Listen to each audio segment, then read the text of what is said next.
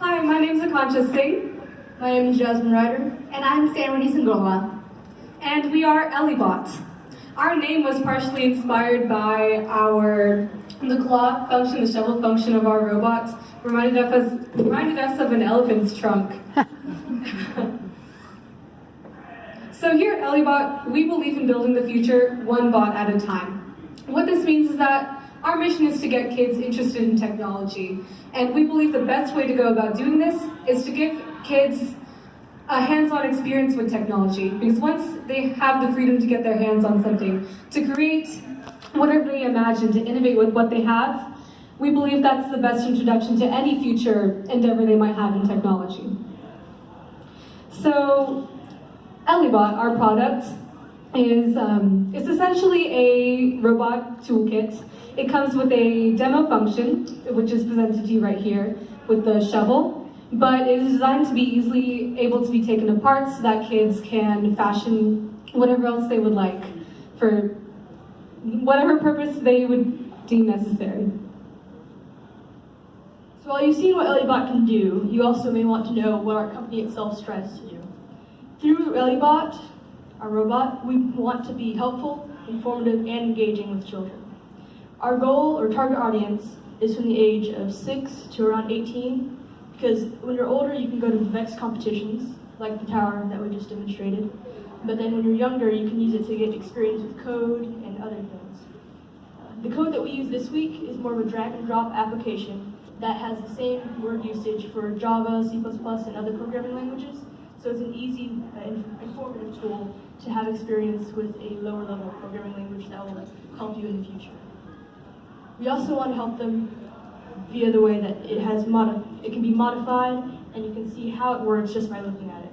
You can see how bigger gears to smaller gears can help to have a stronger limb, whereas equal size gears has a faster speed and a smaller to bigger. So you might be wondering, how did we go about the process of creating Ellibot? Like Citi and many other companies, we went and we followed the technique called Agile Project Planning. With the help of Agile Project Planning, we were able to work on our robot, build our presentation, and manage our budget at the same time. And after every round, we would get feedback and test our robot, and look at the issues and fix them. Not only did this technique help us build our teamwork, our time management skills, it also helped us put our best effort to make the best robot that we can build. And we hope that when the kids make their own Ellibot, they would be able to experience the same experiences that we did and be able to learn the same skills that they can learn and implement in their future endeavors. And throughout the journey of making Ellibot, we ran into some risks and issues, and these are how we approached to resolve them. One of the primary issues that we ran into was called mechanical movement, where the robot was kind of tipping over and the speed was too high or too low.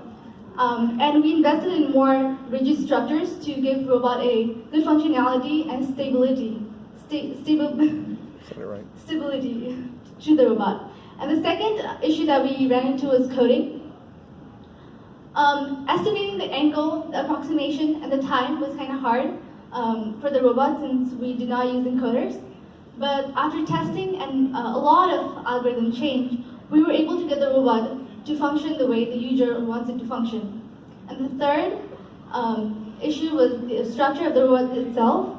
The balance of the robot was kind of not right, and the claw was not functioning properly. And the implementation of physical functionality, physical principles, laws of physics, and proper mass distribution throughout the robot helped us get a proper functionality and a proper structure to our robot. And we labeled our issues based on the pressing severity of the issues. So the red one was a very big issue that went throughout our journey, and yellow one represented something that was not that high big of a deal, and resolutions were when they were working perfectly fine. In order to come up with these solutions, we had to be able to have the hardware and tools to fix them. As you can see on the pie chart, the majority of our budget went towards the hardware, the toolkit, and the structural metal. The way we did this is we used the extra metal to make the claw to pick up the blocks, and also to lengthen the trunk, as we've been calling it, so that you can actually reach the floor with the shovel. We also spent money towards labor and testing. Labor so that we could actually have our team the ability to have time to work on the product, and testing so that we would be able to see how it would work in practice. While we have money left over, we were planning to put it towards a non-profit kind of, in that we are investing it to give extra robots to underprivileged children so that they too can use STEM and coding and have the aspiration for future STEM careers. So why choose Ellibot? The answer is simple. Ellibot is practical, smart, and beneficial. Practical in the sense that it is durable, because we know that kids, when they play with whatever toy they have, they will push and they'll pull, and it'll be a little rough. So we've made Ellibot durable to withstand all that, so kids can still have fun while they're playing with Ellibot. However, it's also it's able to be easily modified, and that's because we want kids to have the freedom to build what they would want with Ellibot. And in this vein, Ellibot's not just a toy, it's a smart toy, because we designed it specifically to hone creative skills and to foster critical thinking in the kids who use Ellibot. And Ellibot is also beneficial. And this is because we believe to be successful, we not only need to give kids who can afford Ellibot the opportunity to play with Ellibot, we need to be able to make sure that people who may not be able to afford Ellibot can also have access to technology and robots such as Ellibot. So we strongly believe in giving back to the community. And by using proceeds of our profits as well as the money that remains from the budget, we can put this money towards giving underprivileged communities an opportunity to use Ellibot. From robotic arms to trash pickup robots to even food delivery robots, technology is ever present in our modern day world and will continue to be in the future. As more and more niches continue to open up, technology will need to be there to fill them. And that's why we need to make sure that the kids of today are fully equipped for the world of tomorrow.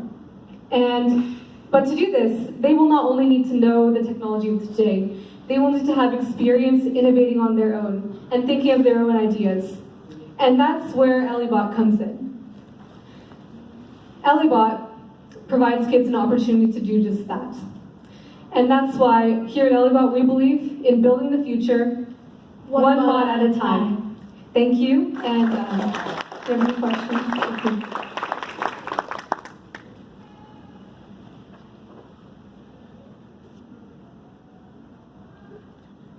Great presentation and great work with the product. Thank you. If you would have got 1 week extra, what additional thing you would have incorporated in your Ellibot? Definitely, I think with 1 extra week, we could have done more testing, because there were aspects of it that weren't necessarily functioning as we wanted them to. We might work on the shovel a little better, so it's better equipped to hold up a block. And that gives us more time to think of more solutions as well. Because one issue we did have was balancing the weight on the robot so that a durable shovel wouldn't tip the robot forward. So I think with an extra week, we'd make sure we would focus on making sure the robot is more equipped to do what we intended it to do. So I think you guys only spent like half your budget, right? You still have like $3,000 left over, somewhere around there? About 70%. 70%? Yes. So if you could go back and spend the additional 30%, what would you spend it on? I think we should definitely spend more on encoders, because encoders is really helpful when the battery because battery fluctuates, right? But battery lessens over time. And using encoders, it'll make sure that there's a finite number of rotation every single time you move the robot, and that your robot is completely not dependent on your battery. So I think we should definitely consider that if we had more money. Awesome. Thank you guys. Great presentation. Can I add one thing to that? Which is that very process of trial and error, figuring out how to make our robot more precise in its movements and its function is precisely what inspired us to make EllieBot available to kids to take apart and put back together. What kind of challenges do you guys find working in Agile? One thing that we found was challenging about working in Agile is that we kept on trying to fix the robot over and over while also working on the code. But that would mean that if we made an addition, since we didn't have encoders, the extra weight would make the second turns be a bit slower and it wouldn't reach the precise turn that we wanted. So we would not have a final robot while also doing the code, so we'd have to go back and forth over and over. Awesome job. All right, let's give a round of applause.